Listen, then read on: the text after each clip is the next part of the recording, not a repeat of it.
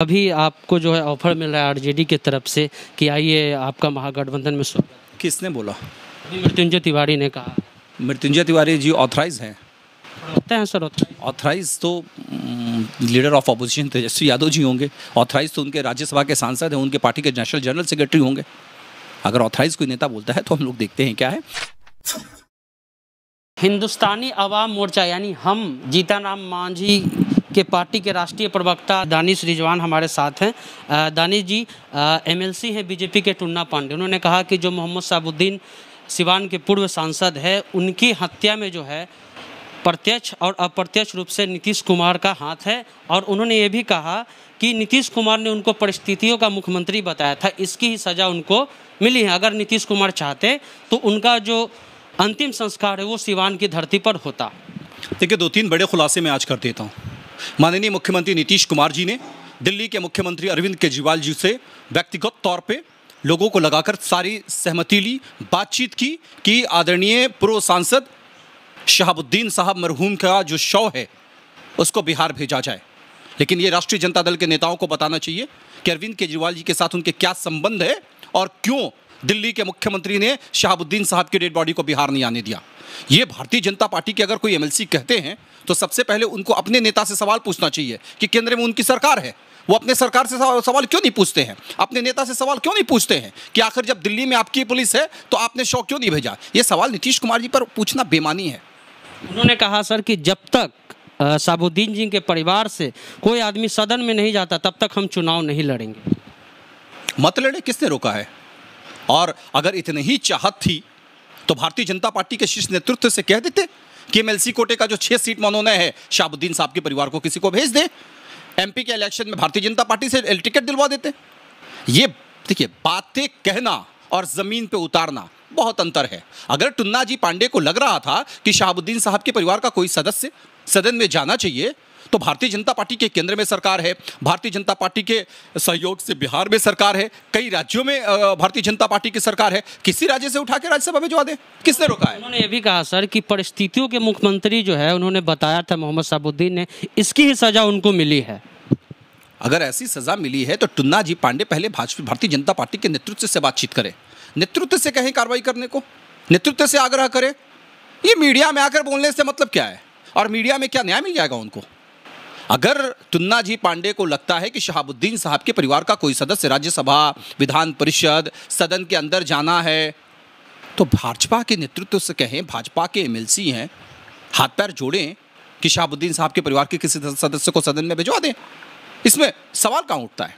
सिर्फ और सिर्फ मीडिया में आकर बयान देना ये कहीं से ठीक नहीं है। सर, दूसरा सवाल हमारा ये है कि आपसे हम ये जानना चाहते हैं कि आप एनडीए में हैं या एनडीए में नहीं? किसने कह दिया कि हम एनडीए में नहीं? तो मांझी जी की बात कहाँ सुन रही है सरकार? उन्होंने कहा लॉकडाउन से पहले कि जो भी बेरोजगार है उनको 5,000 भत्ता मिलना चाहिए, जो बिजली बिल है उस माफ़ होना चाहिए, जो ईएमआई है वो माफ़ होनी चाहिए। तो आप इंतज़ार करिए। ऐसा नहीं है कि गठबंधन की सरकार है। हम अगर डिमांड करते हैं तो बाकी दलों से भी बातचीत होती है। हमने कहा पंचायत प्रतिनिधियों के मामले पर देखिए, कल फैसला आया हमारे पक्ष। आपने मांग की थी कि जो सदस्य उसको एक्सटेंड किया। एक्सटेंशन का मतलब देखिए, एक चीज़, एक्सटेंशन के लिए अध्यादेश लाना होता और एक कमेटी बना करके उनको ही पावर दे दिया गया है कि आप डेवलपमेंट का काम करिए। अब एक्सटेंशन से भी तो बड़ा काम हो गया कि जनप्रतिनिधियों की भागीदारी सुनिश्चित कर दी गई। अब कहाँ से कोई आपत्ति हमें? हमने तो स्पष्ट तरीके से कहा है। लेकिन भत्ता वाला जो मांग किए थे मांझी जी वो तो नहीं पूरा हुआ। आप इंतजार करिए।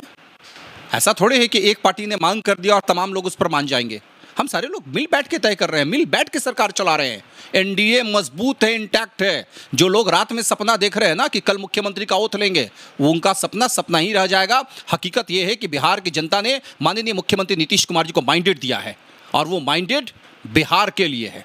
सर, लोग कह रहे हैं कि आप लोग नीतीश कुमार जी का धुकधुकी बढ़ाए हुए हैं। कभी मांझी जी और सहनी जी मिल जाते हैं, मुखिया के संबंध में मिल जाते हैं। लोग बार बार ये कह रहे हैं कि दोनों मिलकर जो है मुख्यमंत्री जी का धुकधुकी बढ़ा।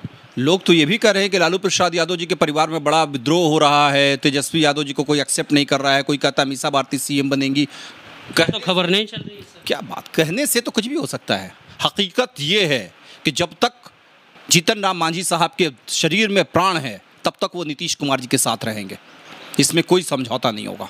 सर मांझी जी का तो इतिहास ही रहा है, कभी एनडीए में रहे हैं, कभी यूपीए में रहे हैं, कभी महागठबंधन में रहे हैं, तो आप ये कैसे कह रहे हैं? हो सकता है कि कुछ उनको पद मिल जाए तो हो सकता है महागठबंधन में चले जाए। देखिए, दलित बेचारे जब राजनीति करते हैं ना तो उनके ऊपर में इसी तरीके का तोहमत लगता है कि कभी इधर चले जाए, कभी उधर चले जाए। लालू प्रसाद यादव जी नीतीश कुमार जी के साथ नहीं गए थे क्या? तो उन पर यह आरोप क्यों नहीं लगता है? ये आरोप भारतीय जनता पार्टी के नेताओं पर क्यों नहीं लगता है? ये आरोप कांग्रेस पार्टी के नेताओं पर क्यों नहीं लगता है? ये आरोप समाजवादी पार्टी और जनता दल के नेताओं पर आरोप क्यों नहीं लगता है? ये आरोप सिर्फ दलितों पर क्यों लगता है? हमें यही समझ में नहीं आता है। दलितों से इतनी नफरत क्यों है? यह नफरत है। जो लोग इस तरह की बातें कर रहे हैं, जैसे आप बात कर रहे हैं कि जीतन राम मांझी इधर से उधर चले जाते हैं, किस लिए गए? सत्ता छोड़कर 2018 में भी जीतन राम मांझी जी ने एनडीए का दामन छोड़ा था तो बिहार के सत्ता में शामिल थे।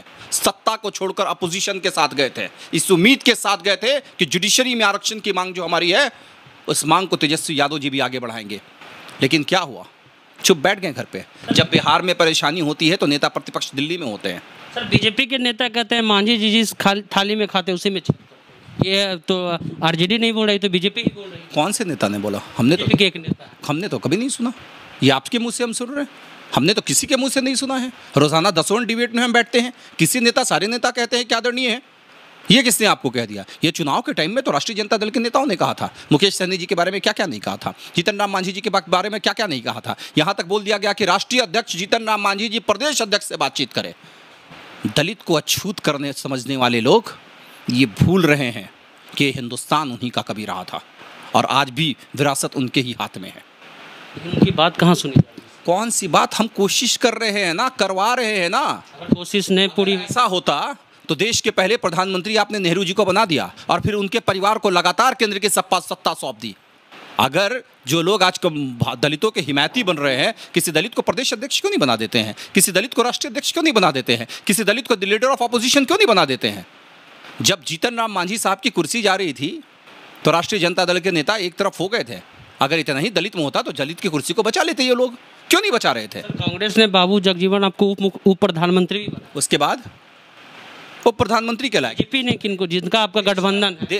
राष्ट्रपति बनाया हमने, देश का सर्वोच्च पद हमने दिया है। आप क्या बात कर रहे हैं? आपने उप प्रधानमंत्री बनाया तो क्या स्थिति थी? बाबू जगजीवन राम की किताब है, उसको पढ़िएगा। क्यों प्रधानमंत्री बनने के बाद भी उनका क्या हालात था और उनके गांव में उनको कितना मान सम्मान मिलता था। जब बैलगाड़ी से जाते थे उप प्रधानमंत्री बनने के बाद भी तो गाड़ी से उतर के उनको पैदल जाना होता था। क्या बात कर रहे हैं आप? सिर्फ और सिर्फ तमगा दिखा दिया।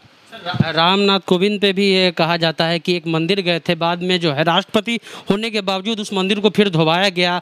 जो अयोध्या जो भूमि का जो पूजा हो रहा था उसमें भी उनको इनवाइट नहीं किया गया। देखिए, अयोध्या आप कह रहे हैं कि सम्मान दिया गया। भूमि पूजन सीधे तौर पे मंदिर ट्रस्ट का मामला था।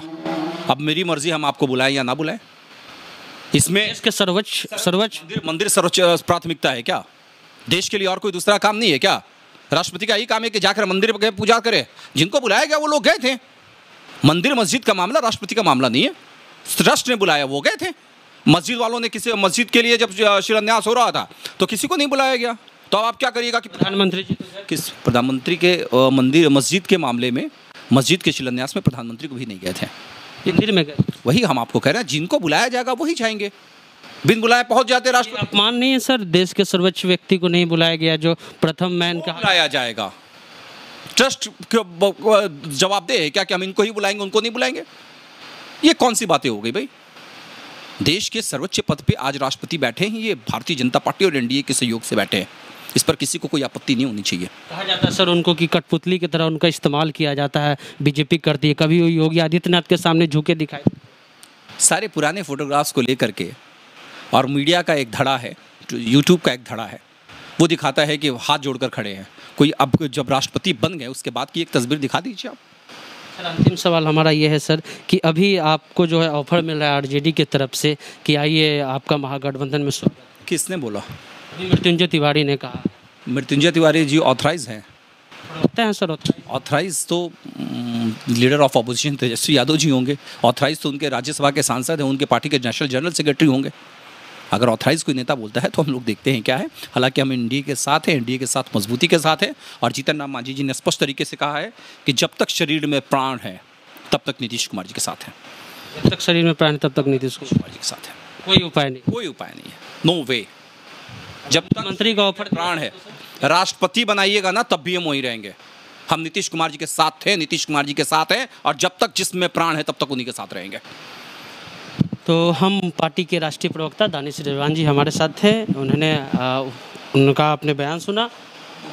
उस पर आपका क्या कहना है कमेंट करें, साथ में हमारे यूट्यूब चैनल को सब्सक्राइब कीजिए, फेसबुक पेज को लाइक कीजिए। चलते हैं, जय हिंद जय भारत।